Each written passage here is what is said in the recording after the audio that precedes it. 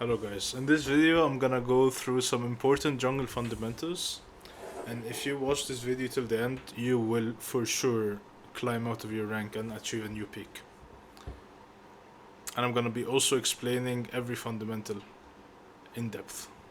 So this is the table of contents. You have 1, 2, 3, 4, 5, 6, 7. You have 7 fundamentals that you need to know, and I added an 8th one, but it's not here, and I will show it to you at the end of the video. So the first one, pathing and clearing. So there are champions like Lilia, Nocturne, Rengar. These champions you kinda wanna full clear on, like as Karthus as well. But there are other champions like Nidalee, Nunu. You can skip camps and gank like after 3 or 4 camps, you know. So you need to know what does your champion need to do. Like if you need to full clear, or you can 3 camp into a gank. On the 3 camp into a gank champions you can also full clear. It just depends on the game. But usually you can 3 camp into a gank. And pathing. Okay, so let's say you bring a jungle here, you like your Nidalee, you have a Samira Nautilus bot lane into like a Draven Pike or something, and there's like a K'Sante or matchup on top. Obviously you don't want to path top lane because pathing top will do nothing. If enemy jungle paths bot lane and you path top, you're here, right? Your bot lane can die. And if they die, your game is over because they are your win condition. So you kind of need to play around your win condition a lot and path to them and make sure they're not in trouble, because they are the ones that are gonna win you the game. Obviously there are some games which are like, you have like Lulu Sivir bot lane, they have like a heavy scaling bot lane matchup with nothing is gonna happen, and top lane is also tanks. Then you can maybe influence mid, but we're gonna get more into that through the video. So the second one is tracking the enemy jungler. So I do this every game. I ward their raptors every game. Okay, so you can place a ward at 110 on the red, blue, or raptors, so you can track where they start. So basically, you're walking like here. You try to get a ward here, so it shows this and this, and then you will know if he's pathing top or bot. Because if you do this ward right, and he doesn't show here at like 215, that means he's on wolves and he's pathing to top, right? Because 215 is usually after you finish Krog, so you're going raptors, you show here 215. Obviously they can start raptors and you're gonna know, right? All of this, so it's fine. But you need to ward their camps so you understand that, how it works. You have shake lane states. If an enemy laner plays safe, their jungler is likely far away. If they overextend, their jungler is likely near. So that's a bit obvious, right? Camps respawn. Jungle camps respawn every 2 minutes and 15 seconds. So you need to keep track of that. That's really important. So let's say they start raptors. So 215, right? So raptors are gonna spawn at 4 minutes. Right, that's how it works. And you can track everything like this.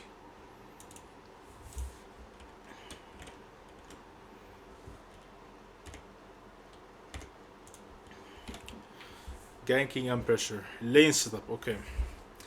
Gank lanes that are overextended or have CC to help secure kills. That's pretty obvious, right?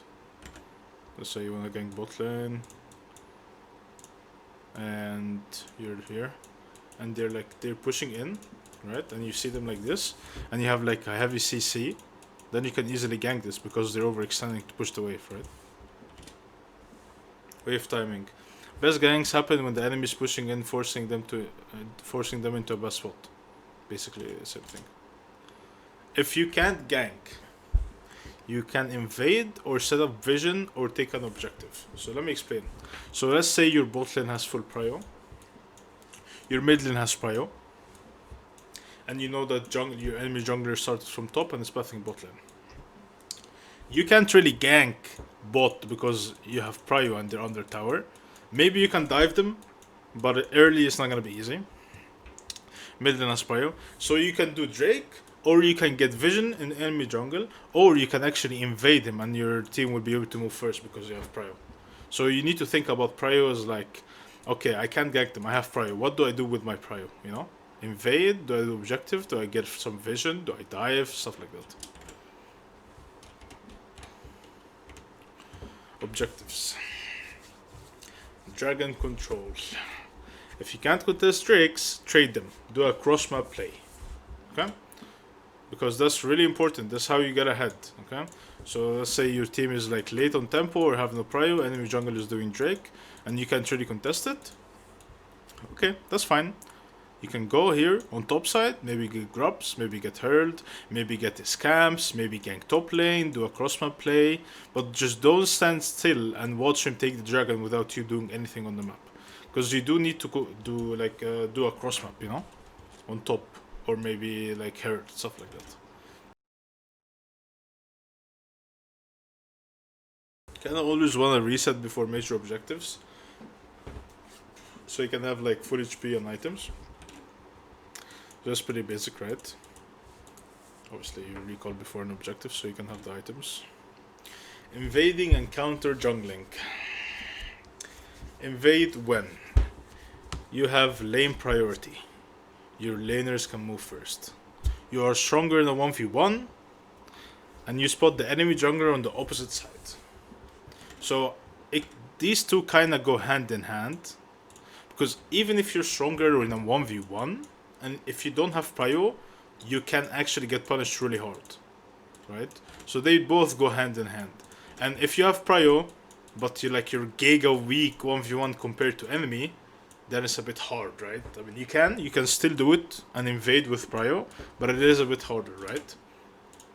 And let's say you cleared from top to bot, enemy clears from top to bot, next clear you clear from top, you're in Raptors, and you see him doing a top gank, obviously that's an invade. You go take his camps here. Or if it's a different scenario like this, you go take his camps here. And if you take one camp, that means he loses one, you gain one, so that's 2 camps in total. I'm not sure about this. Back then you can leave one raptor or something, a small raptor, so you can delay the respawn. But I don't know if it still works. I just like when I take raptors, I don't think about it. But maybe it still works. I'm not sure. Because like when I take raptors and maybe I leave a small one, the mark still shows on the map the raptors are up, and then it disappears after some time. So maybe they changed it. I am not sure. So I'm not sure about this point. Tempo and reset timers. Efficient resets.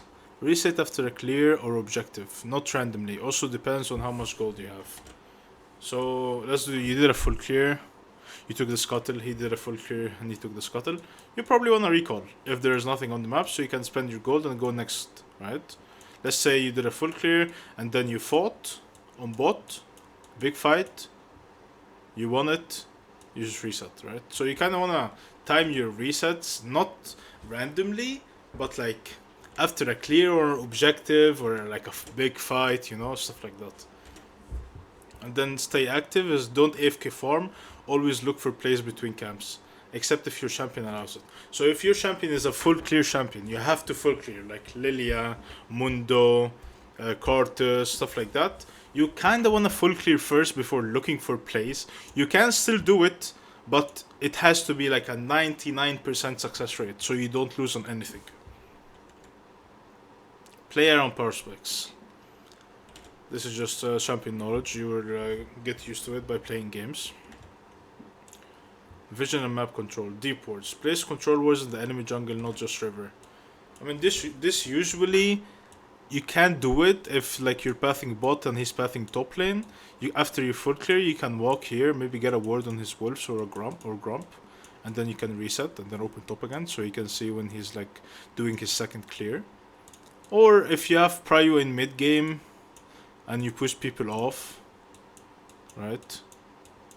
Then you can maybe, if you're hovering your mid laner here and you push this guy off, then you can maybe get some vision, right? But this is usually your mid game. Early game you can maybe try to get wards first or second clear, but then you probably want to swap to Oracle. Ping everything. If you see the enemy jungler on the map, ping ping it for your team. Or if you're tracking him really well, then also ping it for your team. Ping everything. You need to ping. And last thing is mental, okay? There's nothing called jungle diff. It's a trap, okay? Sometimes your laners are going like 0-5 or something, and then the enemy jungler is having the freeze game of his life and he's just killing everyone. That's not jungle gap, that's just your team being ass, not gonna lie, you know? And then there's adapt to the game state. If your bot lane is winning, play around them. If they're losing, avoid wasting time there. That's basically... I mean, I don't usually do it, except if it's like... they're like actually useless, right? But sometimes if your bot lane doesn't win the lane, you lose the game. Sometimes it's just like that, you know, because it's a really heavy matchup dependent on like the jungler. So, but a general knowledge, like you can't just not gank them if they're giga bad or giga losing. You can just play for yourself. Maybe invade enemy jungler with top prio, mid prio. Maybe counter jungle when he goes for a gank, stuff like that. So you can get yourself ahead. Don't force plays. If a gank or invade isn't guaranteed, don't risk it, okay? Just farm your camps. You don't need to risk. Enemy junglers in low elo, they're like, they do Krugs Raptors, all of their bot side is up, and they look at mid and like, oh, maybe I can force a play on mid and kill them. They go, nothing happens, enemy jungler is full clearing, boom. He has tempo on the enemy jungler here. He's 2 camps up. And then it may like lead to enemy bot lane losing prio, or your bot lane losing prio, and then when you're going back to your camps, you get invaded, stuff like that. Okay. So these are kind of all the important fundamentals. All right. So I hope you enjoyed the video and learned a lot from it, and see you in the next one.